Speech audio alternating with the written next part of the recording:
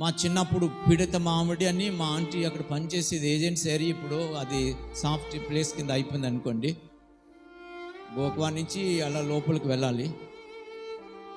Summer హాలిడేస్కి మేము అక్కడికి మా ఆంటీ దగ్గరికి వెళ్ళేవాళ్ళం. అక్కడ జరిగిన ఒక సంఘటన నాకు జ్ఞాపకం వస్తుంది ఇప్పుడు. యేసు ప్రభుని ఆమె నమ్ముకుంది, ట్రైబు ఆమె. వాళ్ళంతా విగ్రహారాధికులు. ఆమె యేసు ప్రభుని నమ్ముకున్నదని తెలిసి తన భర్త ఆమెను భయంకరంగా హింసిస్తాడు, చిత్రహింసలు పెట్టాడు. నేను అవన్నీ వర్ణించలేను. బీడీ కాల్చి, సిగరెట్ కాల్చి ఆమె శరీరం మీద కాల్చేవాడు అనమాట.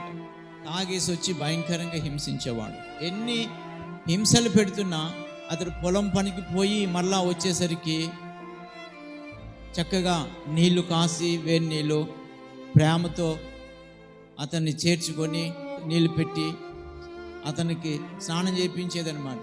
కనుక ఆమె ప్రేమతో తన భర్తకి ఇవన్నీ చేసేది.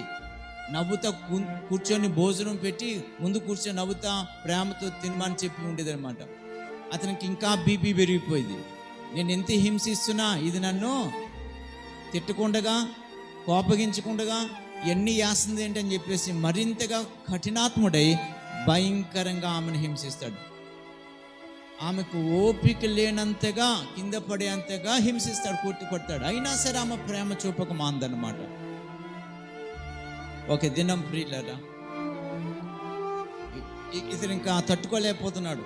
ఇంకెంత చెప్పిన వింటలేదని రాత్రి పడుకొనిచ్చి మత్తుగా ఆమె కూడా ప్రార్థన చేసుకొని మోకాళ్ళు అని తన భర్త దగ్గర అతను క్షమించమని రక్షించి ప్రార్థన చేసుకొని ఆ దినం కొంచెం అలసిపోయి మత్తుగా పడుకొని పోయిన తర్వాత చూశాడు, లేచాడు. అంతే, వాళ్ళ ఇంట్లో వాళ్ళిద్దరే ఉంటున్నారు. బయటకు వచ్చి ఇంటి మీద పెట్రోల్ పోసాడు, నిప్పు పెట్టి అంటించేసి వెళ్ళిపోయాడు. రాత్రి మీద మధ్యరాత్రి అంటిపోయింది. ఇల్లు కాలిపోతున్న తర్వాత ఈమెకు మెలకు వస్తే, నాటేకి ఇల్లు కదా, చిన్న గుడిసెలు లాంటివి, చాలా ఫాస్ట్గా కాలిపోయింది. అది ఎండాకాలం. అందరూ లేచారు, అందరూ వచ్చి కేకలు పడుతున్నారు, ఇంట్లో ఎవరైనా ఉన్నారని చెప్పేసి అంటారు. చూస్తుండగానే ఇల్లు బుగ్గి అయిపోయింది. దూలాలు సైతము కాలిపోయి కింద పడిపోయింది. ఎవ్వరూ ఏం చేయలేని పరిస్థితి. అందరూ అనుకున్నారు సజీవంగా ఎదురో పాపం దహనం అయిపోయారు. ఏ దుర్మార్గుడు, ఏ దుష్టులు ఈ ఇల్లు తగలెట్టారు అనుకొని అందరూ తిట్టుకొని అలా చూస్తుంటే ఇల్లంతా అయిపోయిన తర్వాత కింద దూలాలు కూడా పడిపోయిన తర్వాత వాళ్ళు వెళ్తున్నప్పుడు ఆ బెడ్రూమ్, అదే మన బెడ్రూమ్ అంటే కదా, ఆ రూమ్లో ఆమె లేచి ఏం చేయలేని పరిస్థితుల్లో మోకాలు లేసి దేవునికి ప్రార్థన చేసుకుంటూ ఉంది. అందరూ చూసి ఆశ్చర్యపోతారు. అమ్మ, నువ్వు ఒక్కరిదాన్ని ఉన్నావు, నీ భర్త ఏడంటే ఏం మాట్లాడు, ఏమో అనండి, ఏమి ఎరగనోళ్ళగా పొద్దుట వచ్చాడు అనమాట. చచ్చిపోయి ఉంటుంది, బూడిదైపోయింది అనుకున్నట్టు. వస్తున్నప్పుడు అందరూ అంటారు, రే రాత్రి ఎక్కడ పోయారా, మీ ఆవిడ చచ్చిపోయింది అనుకుని, నువ్వు చచ్చిపోవడం అనుకుని ఇల్లు తగలెట్టేశాడు ఎవడో దుర్మార్గుడు అని చెప్పేసి. ఆశ్చర్యమైన కార్యం జరిగింది అంటే, నా భార్య ఎలా ఉందేంటి? మోకాళ్ళ మీద ప్రార్థన చేసుకుంటే ఆ పిల్ల దేవుడే, నీ భార్య దేవుడే. దూలాలు కాలుతున్నాయి, పక్కన కాలుతున్నాయి, కానీ ఆ బిడ్డకి ఏం కాకుండా కాపాడాడు. ఎంత గొప్ప దేవుడు ఆ బిడ్డను నమ్ముకుందంటే. వాడికి చెమట్లు పట్టాయి అన్నమాట. వాడి ఇంటెన్షన్ వేరు, బూడిదైపోయింది అనుకున్నాడు. తీరా చూస్తే కాలేదు. త్వరగా వచ్చాడు. వచ్చిన వెంటనే ఆమె ఏం ఆమెకు అర్థమైంది వీడే చేశాడు. ఆయన ఏం మాట్లాడకుండా ఏడుతూ బతుకున్నావా అంటాడు. ఆమె కూడా హక్ చేసుకొని అంటుంది, నేను సేవించుచున్న దేవుడు గొప్పవాడండి, ఆయన నిన్ను ప్రేమించి నేను రక్షిస్తాడు,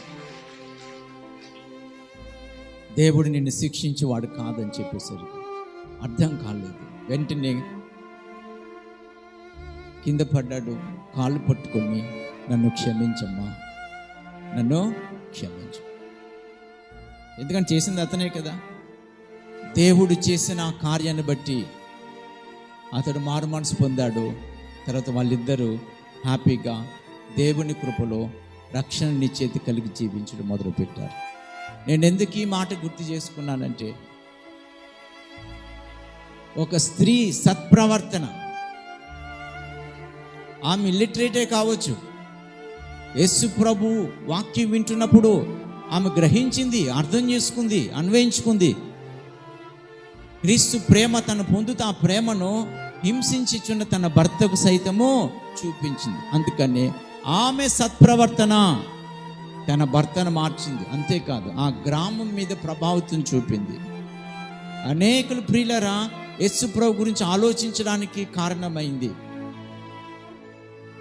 ఈ దినం నా సూటి ప్రశ్న, మీరు ప్రార్థనాపరులు కావచ్చు, వాక్యం ధారాళంగా ప్రకటించేవారు కావచ్చు, ఏమైనా కావచ్చు, మంచి ఆరాధికులు కావచ్చు, మీ సత్ప్రవర్తన బట్టి మీ కుటుంబము ఎంత ప్రభావితం చేయబడుతుంది? ఇది నా ప్రశ్న.